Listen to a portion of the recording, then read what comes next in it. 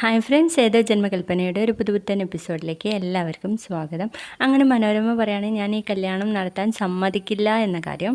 അപ്പോൾ അതും കേട്ടുകൊണ്ട് നമ്മുടെ മുത്തശ്ശി വരികയാണ് കേട്ടോ. എന്താ മോഹന നിൻ്റെ ഭാര്യ പറയുന്നത്? ഞാൻ എന്ത് ചെയ്യാനാ അമ്മേ? ഇവരമ്മയും മോനും ഇങ്ങനെ തുടങ്ങിയാൽ പിന്നെ എന്ന് പറയുമ്പോൾ അഞ്ജലി പറയാണ്, എന്താ ആൻറ്റി ഇത് ആകാശിൻ്റെ ഒരു ആഗ്രഹമല്ലേ എന്ന് ചോദിക്കുമ്പോൾ, ലുക്ക് ബേബി, മോൾ ഈ കാര്യത്തിൽ ഇടപെടണ്ട. എൻ്റെ മരുമകൾ എങ്ങനെയുള്ള ആളായിരിക്കണം എന്ന് തീരുമാനിക്കാനുള്ള അധികാരം എനിക്ക് മാത്രമാണ്. ഞാൻ മറ്റാർക്കും ഇത് വിട്ടുകൊടുത്തിട്ടില്ല. ഞാൻ ഒരിക്കലും ഒരു ദരിദ്രവാസി പെണ്ണിനെ ഇങ്ങോട്ട് കയറ്റാൻ സമ്മതിക്കില്ല. അല്ലെങ്കിൽ തന്നെ ആ കീറസാരിക്കാർക്ക് എന്ത് യോഗ്യതയാ എൻ്റെ മരുമകളാകാനുള്ളത്? സൗന്ദര്യമുണ്ടോ? സാമ്പത്തികമുണ്ടോ? എൻ്റെ 7 അയലത്ത് വരാനുള്ള ക്വാളിഫിക്കേഷൻ ഉണ്ടോ എന്നൊക്കെ ചോദിക്കട്ടോ. അപ്പം മുത്തശ്ശി മോഹനനോട് ചോദിക്കുന്നുണ്ട്, എടാ മോനെ, പണ്ട് നീ കല്യാണം കഴിക്കുമ്പോൾ ഈ ക്വാളിഫിക്കേഷൻ ഞാൻ നിന്റെ ഭാര്യയോട് ചോദിച്ചിരുന്നെങ്കിൽ ഈ സായിറാം കുടുംബത്തിൽ ഞെളിഞ്ഞു നിൽക്കാൻ ഇവൾ ഉണ്ടാകുമായിരുന്നില്ല. 10-30 കൊല്ലം മുൻപേ ഞാൻ സ്നേഹിക്കുന്ന പെണ്ണിനെ കാണിച്ചു തരാമെന്ന് പറഞ്ഞ് എന്നെ കൂട്ടിക്കൊണ്ടുപോയത് അന്ന് ഒരു മഴയത്ത് ഓടും പട്ടികയും നിലംപൊത്താറായ വീട്ടിൽ ചിമ്മിനി വിളക്കിൻ്റെ മുൻപിൽ പഴകിയ സാരിയും ഉടുത്ത് ഒരു പെൺകുട്ടി നിൽക്കുന്നുണ്ടായിരുന്നു. ഇതാണമ്മേ ഞാൻ സ്നേഹിക്കുന്ന പെണ്ണ് എന്ന് നീ പറഞ്ഞപ്പോൾ ഇത് നിനക്ക് വേണോടാ എന്ന ഭാവത്തിൽ ഞാൻ നിന്നെ നോക്കിയിരുന്നു. അപ്പോൾ നീ പറഞ്ഞ ഉത്തരം നിനക്ക് ഓർമ്മയുണ്ടോ? സമ്പത്തൊന്നും ഇല്ലെങ്കിലും അമ്മേ, അവളൊരു സാധു പെൺകുട്ടിയാ അന്ന് നീ പറഞ്ഞത്. അന്ന് ഞാൻ സായിറാം കുടുംബത്തിലേക്ക് കയറാനുള്ള ക്വാളിഫിക്കേഷൻ ചോദിച്ചിരുന്നെങ്കിൽ നിന്റെ ഭാര്യ ഇന്നിവിടെ ഉണ്ടാവുമായിരുന്നില്ല എന്നൊക്കെ പറയുമ്പോൾ പണ്ടത്തെ കഥകളെ എനിക്കും കുറച്ച് ഓർമ്മയുണ്ട്. അന്ന് പൊട്ടിപ്പൊളിഞ്ഞ് കിടന്നത് എൻ്റെ വീട് മാത്രമായിരുന്നില്ല. ഇവിടുത്തെ കാര്യം അത്ര മോശമൊന്നല്ലായിരുന്നു. അന്ന് സായിറാം കുടുംബം എന്ന വലിയ പേര് മാത്രമേ ഉണ്ടായിരുന്നുള്ളൂ. ഇവിടുത്തെ അവസ്ഥ അതൊക്കെ തന്നെ ആയിരുന്നു. പൊട്ടിപ്പൊളിഞ്ഞ് വീട്ടിൽ നിന്ന് ഈ മനോരമ വലതുകാൽ വെച്ച് കയറിയതിന് ശേഷം ഇവിടെ കാണുന്ന ഈ സൗഭാഗ്യങ്ങളൊക്കെ ഉണ്ടായത്. അതമ്മ ആരോട് വേണമെങ്കിലും ഒന്ന് ചോദിച്ചു നോക്ക്. അല്ലേ മോഹനേട്ടാ? സംശയം ഉണ്ടെങ്കിൽ അറിയുന്നവരോട് ചോദിച്ചു നോക്ക് എന്ന് പറയുമ്പോൾ മോഹനേട്ടൻ പറയുന്നുണ്ട്, നിങ്ങളൊക്കെ ഒന്ന് നിർത്തുന്നുണ്ടോ? എനിക്ക് വലുത് എൻ്റെ മോൻ്റെ കാര്യം. എൻ്റെ കാര്യം ഇങ്ങനെ നേറിയും പൊങ്ങിയൊന്നിരിക്കാൻ ഞാൻ സമ്മതിക്കില്ല. അവന് ഇഷ്ടമുള്ള പെൺകുട്ടിയെ തന്നെ കല്യാണം കഴിച്ചോട്ടെ എന്ന് പറയണേ. അത് നിങ്ങളെ കാര്യം. എനിക്കതിന് സമ്മതമില്ലെങ്കിലോ, എനിക്ക് ആ തീരുമാനത്തോട് യോജിക്കാൻ പറ്റുന്നില്ലെങ്കിലോ എന്ന് ചോദിക്കുമ്പോൾ, യോജിക്കാൻ പറ്റാത്തവർ ഇവിടുന്ന് ഇറങ്ങി പൊക്കോണോ? ഓ, അപ്പം അങ്ങനെയാണല്ലേ കാര്യം. ഞാൻ മോഹനേട്ടനെ കാണിച്ചു തരാം, എല്ലാവർക്കും കാണിച്ചു തരാമെന്ന് പറഞ്ഞിട്ട് റൂമിലേക്ക് പോവാട്ടോ, പെട്ടി പാക്ക് ചെയ്യാൻ വേണ്ടിയിട്ട്. അങ്ങനെ മനോരമ ബാഗും പെട്ടിയൊക്കെ എടുത്തിട്ട് പോവാൻ നിൽക്കുകയാണേ. അഞ്ജലി പറയുന്നുണ്ട്, എന്താ ആൻറ്റി ഇത്? ആൻറ്റി നിൽക്ക് പറയട്ടെ എന്നൊക്കെ പറയുമ്പോൾ, I lost my husband, I lost my son, ഈ അലോൺ, എല്ലാവരും കൂടി എന്നെ ഇവിടുന്ന് ഒറ്റയ്ക്ക് ഗെറ്റ് ഔട്ട് അടിച്ചു. ഞാൻ ഇവിടെ നിൽക്കത്തേ ഇല്ല. എൻ്റെ ഈ ഭർത്താവ് വരെ ഇവിടുന്ന് ഇറങ്ങി പോകാൻ വേണ്ടിയിട്ട് പറഞ്ഞു. ആരും ഒന്നും എന്നോട് പറയണ്ട, എങ്ങോട്ടെങ്കിലും പോവാന്നൊക്കെ പറഞ്ഞിട്ട് അവിടെ നിന്ന് ഇറങ്ങുകയാണേ.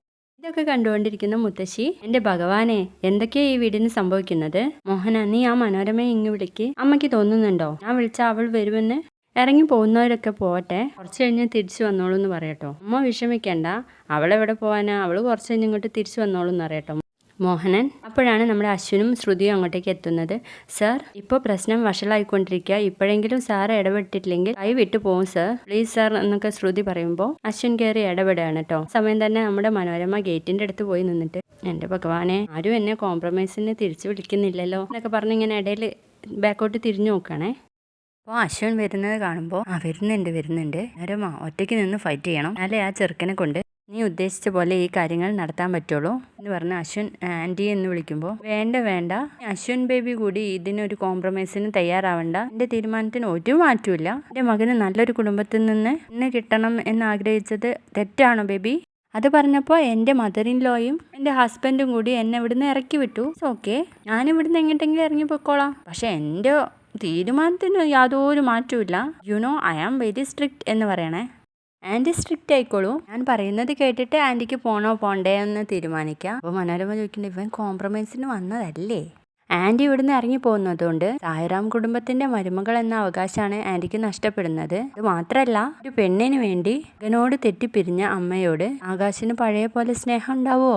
അതുപോലെ തന്നെ ഇവിടെ നിന്ന് ഇറങ്ങിപ്പോയ ആൻറ്റിയോട് മോഹൻ അങ്കിളിനോട് ഇഷ്ടം തോന്നുമോ? മുത്തശ്ശി വരെ ആകാശിൻ്റെ വിവാഹത്തിന് സപ്പോർട്ട് ചെയ്യുന്ന സ്ഥിതിക്ക് മകൻ്റെ ഇഷ്ടം കാണാതെ പോയ ഒരമ്മയെ ഓർത്ത് ആകാശം എത്ര വിഷമിക്കുന്നുണ്ടാവും എന്നൊക്കെ ചോദിക്കുമ്പോൾ മനോരമ, ഇവൻ പറയുന്നതിൽ കുറച്ച് കാര്യമുണ്ടല്ലോ എന്ന് പറയാം കേട്ടോ. ആൻറ്റി ഇവിടെ നിന്ന് ഇറങ്ങിപ്പോയാ പ്രീതിയെ ആകാശ് വിവാഹം കഴിക്കാതിരിക്കുമോ? അപ്പോൾ ആകാശ് വിവാഹം കഴിച്ചു കഴിഞ്ഞാൽ ആ കുട്ടിയെ ഇവിടേക്ക് കൊണ്ടുവരും.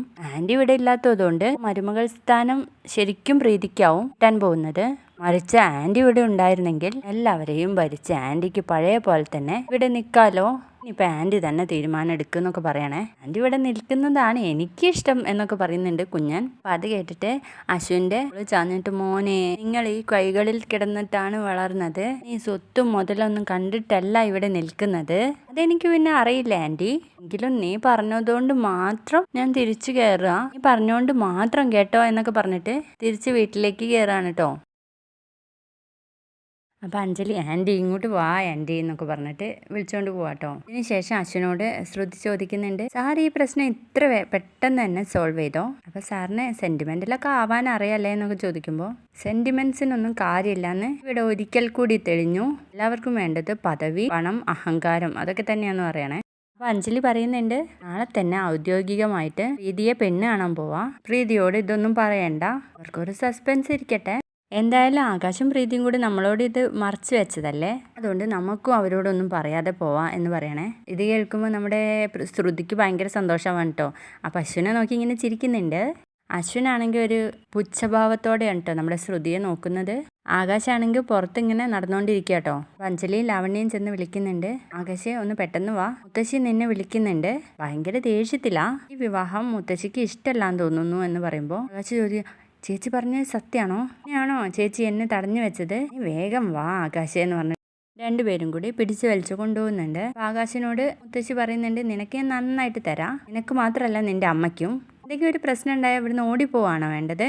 അതുപോലെ തന്നെ നിന്റെ അമ്മയും ഒക്കെ പറയുമ്പോൾ അഞ്ജലി പറയാണ്, എനിക്ക് പ്രീതിയെ കല്യാണം കഴിക്കണതിൽ മുത്തശ്ശിക്ക് ഒരു എതിർപ്പും ഇല്ല എന്നാണ് കേട്ടോ മുത്തശ്ശി പറയുന്നത്. ആണ് മുത്തശ്ശി എന്ന് ചോദിക്കുമ്പോൾ തല ആട്ടുന്നുണ്ട് കേട്ടോ. എന്തായാലും നീ വിജയിച്ചിരിക്കുന്നു എന്ന് പറയുമ്പോൾ ആകാശ് മനോരമേന്റെ അടുത്തേക്ക് ചെന്നിട്ട് സോറി അമ്മയെ വിഷമിപ്പിച്ചതിന് എന്ന് പറയാൻ കേട്ടോ. അപ്പോൾ ഇങ്ങനെ അപ്പോൾ മനോരമയുടെ കണ്ണിൽ നിന്ന് വെള്ളം വരുന്നുണ്ടെങ്കിലും ഇരിക്കുന്നുണ്ട് കേട്ടോ. അതിനുശേഷം മനോരമ പറയുന്നുണ്ട്, മോഹനേട്ടൻ പറയുന്ന പോലെ എനിക്ക് നിന്റെ ആഗ്രഹമല്ലേ വലുത്, എങ്കിലും ആ പെണ്ണിനെ ഞാൻ ഒരിക്കലും എൻ്റെ മരുമകളായിട്ട് അംഗീകരിക്കില്ല, അത് ഉറപ്പാ എന്ന് പറയുന്നുണ്ട് കേട്ടോ. അങ്ങനെ ആകാശ് മനോരമയെ ചേർത്ത് പിടിക്കുന്നതാണ് കേട്ടോ എപ്പിസോഡിൻ്റെ അവസാനം കാണിക്കുന്നത്. വീഡിയോ ഇഷ്ടപ്പെട്ടാൽ ലൈക്ക് ചെയ്യുക, സബ്സ്ക്രൈബ് ചെയ്യുക, കമൻറ്റ് ചെയ്യുക.